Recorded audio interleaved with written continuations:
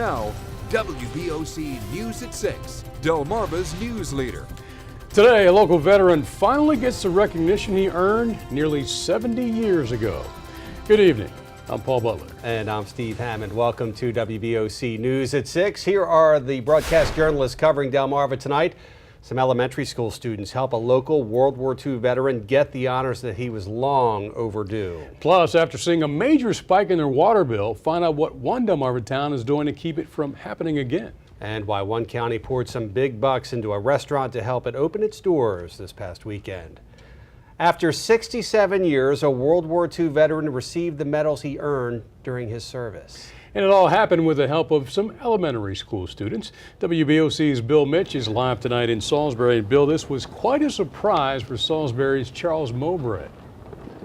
Steve and Paul, we asked Charles Mowbray what he thought today when he received his medals, and he told us it was something he never expected. Now, this is the Wicomico County Veterans Memorial, where 188 people have been remembered for their service. Well, today, Charles Mowbray was recognized for his service, just 67 years late. Charles Mowbray said he would carry around magazine clippings of the medals he should have received after World War II, but he now finally has the real thing, all thanks to some students at North Salisbury Elementary. Mowbray had taken part in the student documentary series highlighting World War II veterans. It was during that time that third grader Leanna Morris found out Mowbray had never received his medals, so she wrote to Senator Barbara Mikulski for help. That's our biggest dream as a teacher, is that we can light the fire, but they go forward with it and do their own thing. And as soon as Leanna found out that he did not receive his medals, she took it upon herself to make sure that he did receive those. Well, the senator's office came through. In a surprise ceremony Wednesday, Charles Mowbray was awarded 5 campaign medals, a Bronze Star, and a Combat Action Ribbon. I really appreciated what the Senator Mikulski done and what the kids have done. I thought they were really good to get anything done that quick. The ceremony included members from the school, community, and Mowbray's family sat right in the front row. And Leanna read her letter to the senator that helped make this all happen. When it was all over, she was at a loss for words. I can't really explain it. It was just like a lot of happiness. Better late than never. Now, along with the medals, the senator's office also presented Mr. Mowbray with a flag that was flown over the Capitol in Washington, D.C. Live in Wicomico County, Bill Mitch, WBOC News, Salisbury. Congratulations to Mr. Mowbray and Leanna Morris. Job well done. Police in Caroline County are looking to question the driver behind the wheel of a white two-door Chevrolet Monte Carlo. That car was driving in the area of Route 331 in Preston just about the time of Monday's deadly crash. And we showed this man, Trey Welch of Preston, the picture of the white Monte Carlo that police are looking for. He said he was driving behind that vehicle just moments after the crash occurred. The light was red and they were acted like they really wanted to get away, so they tried to turn right to go behind like Walmart, and as soon as the light turned red, they took off and cut in front of people and almost hit a car sitting at the intersection. They almost T-boned the car sitting at the intersection. The search continues for the driver of that vehicle. If anybody has information regarding, again, it's a two-door white Monte Carlo with original style Maryland license plates, you are urged to contact Maryland State Police in Easton. Former high school wrestling coach was sentenced today for assaulting one of his wrestlers back in January. Now, the victim said he was repeatedly struck by his Wicomico High School coach, Jason Bruce, during a live wrestling practice. Wicomico County State's Attorney Matt Massirello says Bruce has been sentenced to serve 2 years of probation. Bruce is also ordered to have no contact with the victim, no unsupervised contact with minors, and must complete an anger management course. Jason Bruce will also no longer be allowed to coach sports. State's Attorney Massirello says this sentence is consistent with the victim's wishes in Wicomico County. A bill to allow more casinos in Delaware is temporarily on hold. The House Gaming and Parimutuel Committee heard the plan this afternoon. WBOC's Kent County Bureau Chief Mike Chesney live at Legislative Hall in Dover. Mike, this doesn't mean that the plan is dead. Steve, representatives I spoke with tell me that it just means that there's going to be another hearing on it a little bit down the road. Now, adding more casinos in Delaware has come up twice in the past 2 decades. Both times, those plans did not get out of committee. The future of this bill is, for now, up in the air. The bill bill's sponsor, Representative Dennis E. Williams, continued to say this is a jobs bill first. He questioned the current casino's assertion the market is already saturated, pointing to Maryland's Ocean Downs recently announcing expanded hours. I would think that if there's no gamblers out. Okay, obviously we're having some technical difficulties there, audio a little bit lower than we would have liked. The opponents of this bill say the market is already oversaturated. Proponents say that this is a jobs bill, will create tons of jobs in construction and also once the casinos are open. But interestingly enough, Harrington and Dover Downs are both in Kent County, but there isn't a single Kent County lawmaker on the committee that heard this bill today. I spoke with Representative Darrell Scott from Dover after the committee hearing. He says if it actually does get to the full House, they will push back vigorously against it. Reporting live from Legislative Hall, I'm Mike Chesney, WBOC News, Dover. After seeing a major jump in their water bills, new water meters are coming soon to people living in one Worcester County town. Pocomoke City is out with the old meters and in with the new digital meters. City Council approved the installation of 600 new water meters. Neighbors tell WBOC more than a dozen people received wrong meter reads about 4 months ago. Brenda Miller, who says she had to pay a hefty bill after her water meter was read wrong, hopes the new meters bring better accuracy. City Manager Russell Blake says they will. Their water bills will be more accurate and that we'll be able to monitor them more carefully for them so that if there's a leak, we'll be able to identify it more quickly than before and that we're eliminating the possibility of human error. City Manager says each home will have a new digital water meter installed beginning June 1st. Blake says customers will not have to pay for the installation in Pocomoke City. Well, road construction that's behind schedule has some business owners worried about their summer season. Right, construction along Garfield Parkway in Bethany Beach has blocked much of the access to several shops and restaurants. WBOC's Leanne Matlack live in Chopper 16 over Bethany Beach. Leanne, this construction was supposed to be finished today, but the crews are still there. DelDOT has been working for months to make the north side of Garfield Parkway more pedestrian and bike friendly. Taking a live look from Chopper 16, you can see that much of the road is still blocked with white barriers and orange barrels blocking the north side of the road and construction crews still laying concrete. With access swung to the west corner of the street to weave through the construction if people want to visit a business. But for many customers, that's too much for a casual visit. Business is kind of slow right now, but because nobody can really get to the stores, everything's blocked off. There's like maneuvers to get around, and nobody can get here, so it's usually a hassle for old people to walk all the way around just to come here.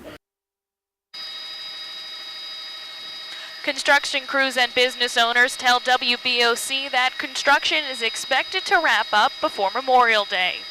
Live in Chopper 16 over Sussex County, Leanne Matlack, WBOC News. Lighthouse Landing, the old restaurant at the Sussex County Airport, closed its doors earlier this year when the owner called it quits. Sussex County owns the airport and recently found a new business partner to step in. WBOC's Sussex County Bureau Chief Joe Buno live at the airport tonight. Joe, the restaurant has made quite a bit of progress in a month's time. Oh, it has, Steve. I'm standing at the VIP party right now for the big grand opening. We were here less than a month ago for the airport runway extension construction story. I remember walking into this room and it being in complete shambles. We'll take a look at it now. Obviously a whole lot different. Now, this is quite the unique situation here at the airport. Sussex County government paid for most of this renovation. It's part of a 5-year deal to keep arenas here at the airport. Things are starting to take off at the Sussex County Airport. The new restaurant is set to launch. Matt Evans is a part owner. Arena signed a 5-year deal with Sussex County to lease this space at the airport in Georgetown. And the county just wants something they can be proud of. And of course, we want a restaurant, another one that we can be proud of and say, hey, go here and eat and have a fruitful relationship. Sussex County leaders say the airport is one of the crown jewels of the county. They say having a restaurant here adds to the allure. Pat Hurley doesn't believe the airport's location will hurt. If you think about sports at the beach and the movie Field of Dreams, build it and they will come. We build it, they're going to come. But history isn't necessarily on their side. The old restaurant, Lighthouse Landing, didn't bring in enough business. and the owner eventually closed shop. But Evans is convinced their business will take off. They've had owners in the past that haven't cared, and they really want the airport to be something to be proud of. And I think that arenas being established, having 4 restaurants, they know they're getting an operator that cares about the restaurant. Sussex County leaders are banking on it.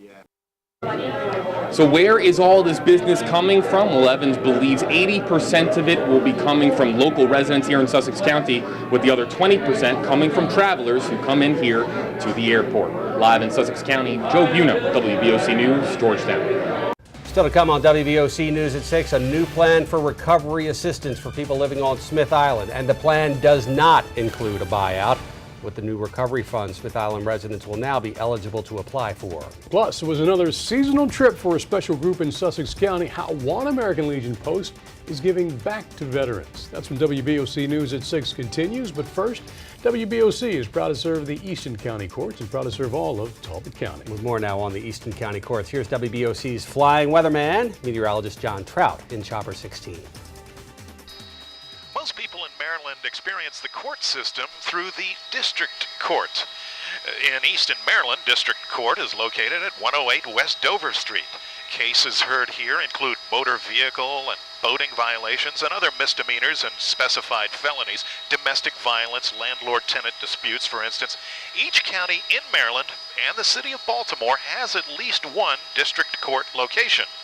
A case in district court is argued before a judge only. There are no jury trials in district court.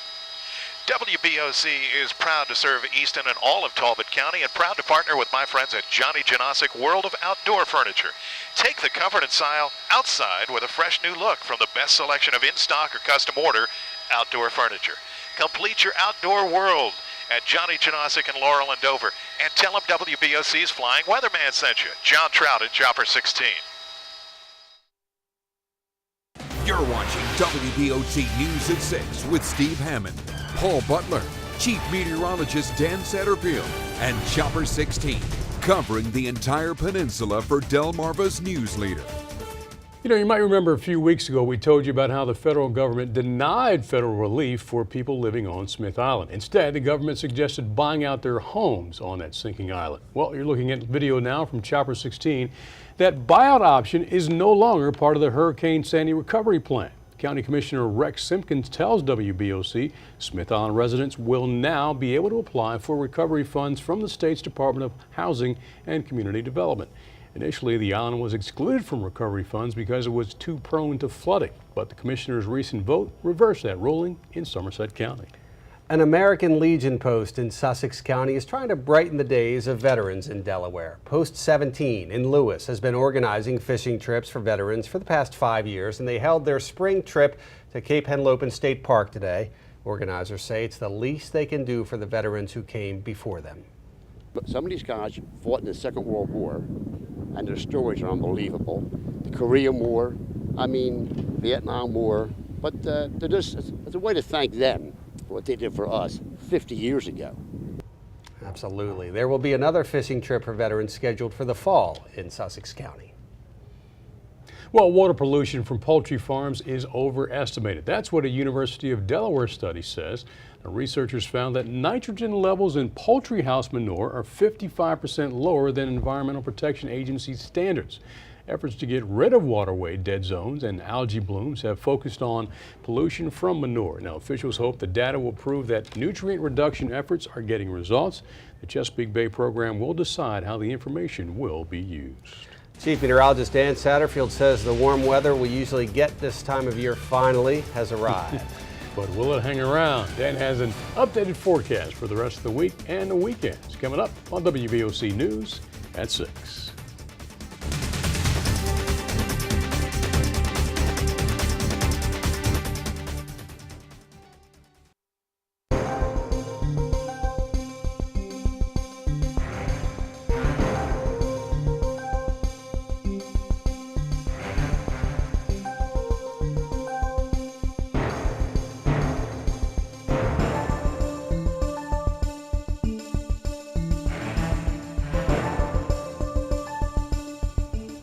Today is National Employee Health and Fitness Day. As everybody was waving to Chopper 16, a lot of people lacing up and taking to the streets in Salisbury. The Walk at Lunch event held downtown earlier this afternoon. Some 400 people registered for the event, which included a short 1-mile walk, and you see some Zumba demonstrations going on right there. The event coordinated to promote healthy living in Wicomico County.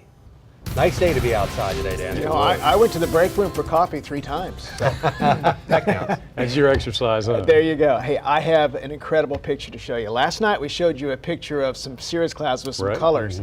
Wait till you see this one. I got this from Timothy Butts. He sent it to me on Twitter last night and about fell out the chair when I saw this. So let me explain what you're looking at here, and I'll pronounce this word too. Right here, this is a circumzenithenal arc, okay? And it's basically cirrus clouds are acting little ice crystals up there, act like prisms, and they're giving you this arc. But we have a double whammy here because this is a circumhorizontal or circumhorizon arc of color. And the red, by the way, is always on top. So Timothy Butts, thank you very much. Cool, huh? It's on the WBOC Facebook page. If it's not, I'll put it up there if you want to grab that. All right, here's a look at radar tonight. Nothing to see. Skies have cleared off. We did have a few sprinkles earlier today, but that's gone. Afternoon highs in the low 80s, 81 in Easton, 82 in Salisbury, Dover at 78. Only up to Ocean City, only up to 69 in Ocean City, and they're down to 66 right now. Still holding on to 82 degrees in Salisbury, so a nice May afternoon, and I told you it was going to be blustery, and the winds are beginning to die down a bit, but still 18 in Georgetown, 18 in Salisbury, and 17 miles an hour out of the southwest in Dover. We're going to see a few clouds overnight, and there's a weak front coming through, and it's a very weak front. It won't do too much to our temperatures, but I can't rule out a little thunder shower overnight, mainly between, say 11 o'clock and 3 in the morning. 8 a.m. in the morning, partly cloudy, 65. By noon, we'll be back up to 78. Here's the high-resolution visible imagery. These last couple of shots here get a little darker because the sun angle is getting low, but you can see it's mostly clear out there. There is this weak front. You see that little cloud cover right there? It's going to sneak by here tomorrow. What it will do is turn the winds around to the north. The temperature, though, probably still makes the low 80s. By Friday, though, it will be just a few degrees cooler. Here's what the computer guidance shows. Really not showing that much in the way of rain, but a couple of the models today did kick off a few isolated thunder showers over Delmarva overnight, so we'll put the chance in, but it's only about 1 out of 5. Then the front moves to the south, rolls over, kicks the bucket, and dies a quick and ugly death. Behind it, though, it might just leave a little trough of low pressure, so we'll keep a few clouds in the forecast as we go into Friday. And then Friday night into Saturday, this high begins to move offshore. We go back to a southeast wind. Now, that will keep our temperatures about normal for this time of the year, but it may also bring in a bit of cloud cover over the weekend, Saturday and Sunday. Oh, you might see a shower, but I doubt that. Overnight lows tonight, pretty mild, 60 to 62. The beaches around 59. We'll call it pleasant. Then high temperatures tomorrow, 80 in Dover, 81 in Salisbury, down a degree or 2 from today, and Ocean City around 72. Whitehaven, you'll be at 79. And again, I put quite a bit of clouds in the skycast there for you because I do think we'll see a bit of cloud cover tomorrow, but we'll also see some sunshine, quite a bit of it actually. Friday, 78 to 77, and then Saturday and Sunday, variable clouds, the old meteorological cop-out. You can't go wrong on that forecast. Monday and Tuesday, we start to warm back up. Chance of thunder showers, by the way, in the middle of next week. There's a pretty good trough coming in a cool front, so we'll climb into the low 80s. It'll turn more humid. The better chance of rain probably Wednesday night into Thursday, then clearing and cooler after that, but that's long range. That may change just a little bit. Have a good evening. Tell you what, the weekend's looking good. Yes, Thanks, it Dave. is. Appreciate it. Well, there's some refreshment coming up in tonight's travel. All right, last week's cool weather has given a longer life to some spring wildflowers, and Charlie will show us in tonight's travels. That's coming up next.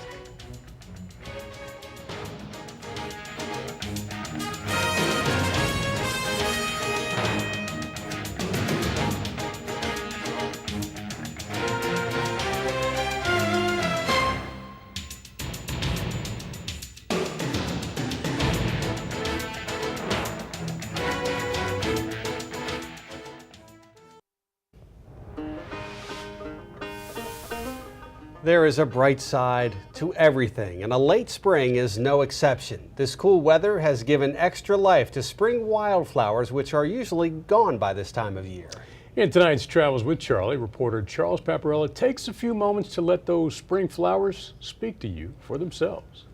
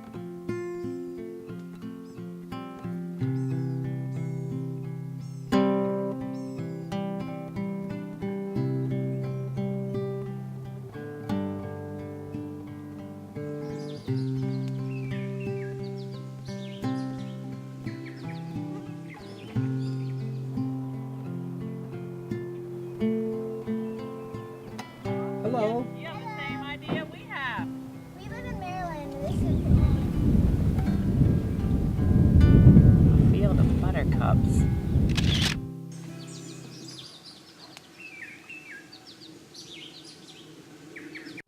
Some beautiful pictures there from Chuck.